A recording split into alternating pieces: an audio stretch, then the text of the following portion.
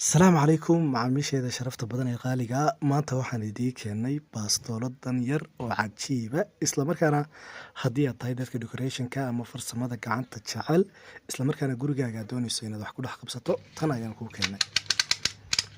sidoo kale waxaana kuu keenay mididan oo iyaduna yacni aad raacsan karto baastoolada islamarkaana gurigaaga aad ku dhex habaysan karto wax kastood u baahan tahay. haddaba baastooladan yari maxay qabanaysaa bal waynu furnay imika.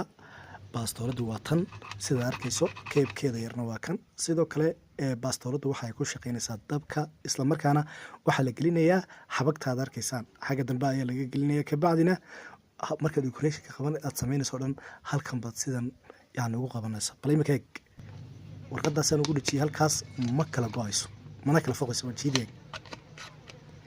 yaa salaam. haddaba baastoolada waxaad ka helaysaan suuq for you waxaanad kasoo dalban kartaa lambarka whatsappka shaashada ku yaala.